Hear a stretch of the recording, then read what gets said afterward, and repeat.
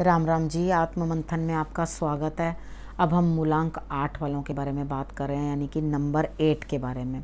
अब जो भी मैं आपको रीडिंग बता रही हूँ, कुछ भी आपको बताती हूँ, उसके लिए आप आगे बढ़ो और आगे बढ़ कर के आप अपने कार्ड्स को समझो। ठीक है, कहीं पर भी स्टक मत हो जाना, किसी भी चीज़ की टेंशन मत ले लेना।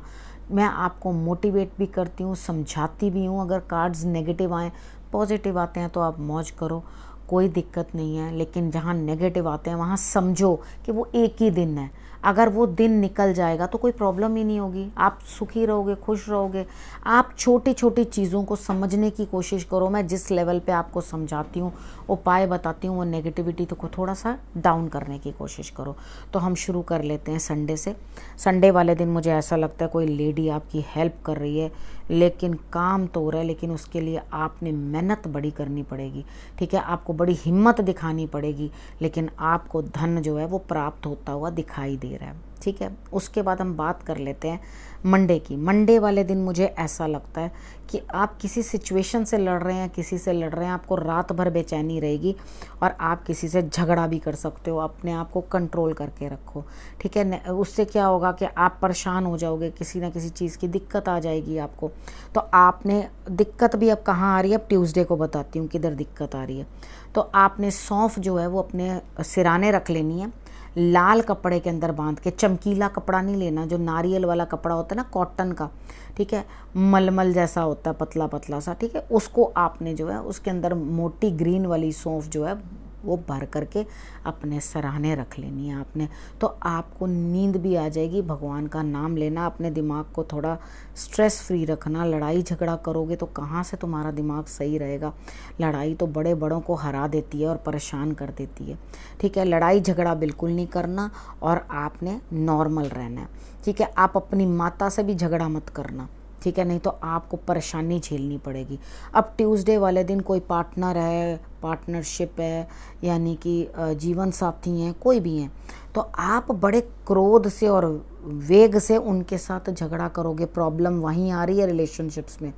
तो दिक्कत मत करो, इन चीज़ों के अंदर परेशानियां मत करो, क्योंकि आपका दिमाग कुछ अलग ही चीज़ें सोच रहा है, अलग ही बात कर रहा है। दिमाग के अंदर ज़बरदस्ती का कुछ ना कुछ बात आ रही है जो कि आपके रिलेशनशिप में डिस्टर्बेंस डाल रही है। ठीक है, तो आपने करना क्या है, सुबह सुबह उठना।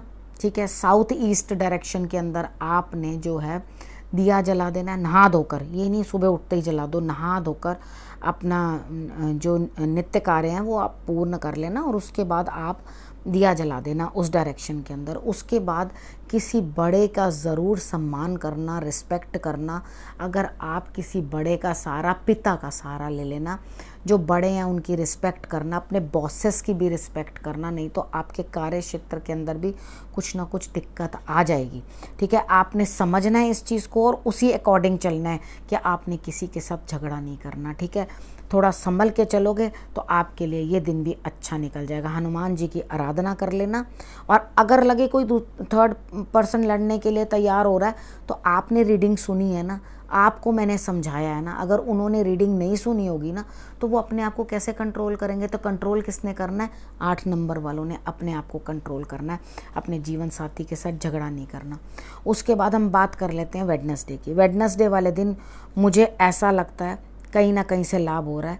किसी ना किसी से सलाह लोगे, किसी बड़े की सलाह लोगे। वो सलाह लेकर अपने जीवन की जो वो है आपका रास्ता, उसको चुनने की कोशिश करोगे, समझने की कोशिश करोगे किस तरह से मुझे आगे बढ़ना है। लेकिन इसके अंदर अगर आप किसी की सलाह मान लोगे तो आपकी बहुत बेहतरी, और सलाह देने वाला कोई बड़ा होना चाहिए।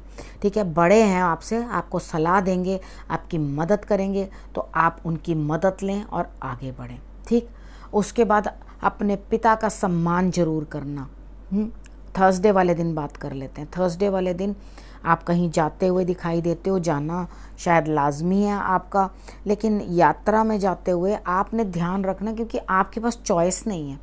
आप हो सकता है बिजनेस के लिए या काम के लिए या कार्य क्षेत्र के लिए जा सकते हो, आप कहीं और जाना चाहते हो और आपको चॉइस मिल रही है कहीं और जाने की। ठीक है, आपकी मर्जी की जगह नहीं होगी जहाँ आप जा रहे होगे।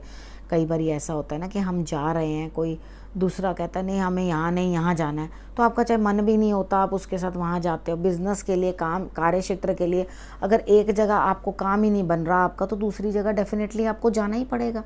ठीक है, तो इस चीज़ को ऐसे समझ के चलना। सुबह उठते सारी तिल चावल चीनी त्रिचोली जो है आपने डालनी है। रास्ते में अपना पूरा ध्यान रखना जाते वक्त, और जिस तरह से आपको समय लेके जा रहा है उसी के अकॉर्डिंग, झगड़ा नहीं करना, लड़ाई नहीं करनी। ठीक है, उसके बाद हम फिर फ्राइडे की बात कर लेते हैं। फ्राइडे मुझे ऐसा लगता है कि आपके लिए प्रमोशन देने वाला दिन है। आपको किसी भी चीज़ के अंदर लाभ होता हुआ दिखाई दे रहा है, आपके जीवन में कुछ ना कुछ बदलाव आता हुआ दिखाई देता है। आपको सैटरडे तक ये पता चल जाएगा इस चीज़ में कुछ नहीं रखा, यानी कि कोई भी चीज़ है आप उसके अंदर ज़बरदस्ती के इन्वॉल्व थे, तो यहाँ आकर आप ये चीज़ समझ जाओगे कि इसमें कुछ नहीं रखा, मुझे यहाँ से चले जाना चाहिए या हट जाना चाहिए। मे बी आप इमोशनली डिस्टर्ब हो जाओ, लेकिन आप क्या करते हो, मेडिटेशन करते हुए मुझे दिखाई देते हो। आप मेडिटेट करो तो आपके लिए रिजल्ट्स जो हैं बहुत अच्छे आएंगे। अगर आप ईश्वर के साथ जुड़ोगे और सोच अपनी ऊंची करोगे, सबसे बड़ी बात है हम अपनी सोच ऊंची नहीं कर पाते तभी हम जी नहीं पाते। जब हम ये अपनी सोच को ही लेके परेशान होते हैं, ये सोच ही तो ऐसी है जो हमें नीचे गिराती है, सोच ही ऐसी है जो ऊपर उठाती है। तो आपने क्या करना है, अपनी सोच पे कंट्रोल करना है, समझ पे कंट्रोल करना है और उसे पॉजिटिव ट्रैक के ऊपर लेके जाना है, नेगेटिव की तरफ नहीं।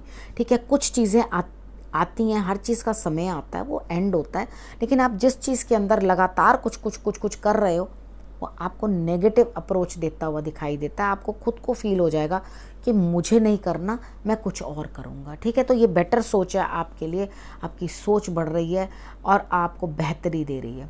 ठीक है ना, तो कई बारी क्या होता है, ये चीज़ें समझनी बड़ी ज़रूरी होती हैं। अब जैसे मैंने आपको समझाया, जिस तरह से भी आपको मैंने कहा है करने के लिए, वैसे वैसे आप करना, तो आपके लिए आगे रास्ते सुगम होते जाएंगे, रिजल्ट्स अच्छे आएंगे। शुभकामनाएं देती हूँ आप सबको भी मैं, सब आपके घर सेहतमंद रहें, हेल्दी रहें। मैं आपके लिए प्रार्थना करती हूँ कि आप लोग भी सब खुश रहें। इस समय के अंदर आप सारी मुसीबतों से बचते रहें और आगे बढ़ते रहें। ठीक है, इस विषय को अब यहीं समाप्त करती हूँ। नमस्कार।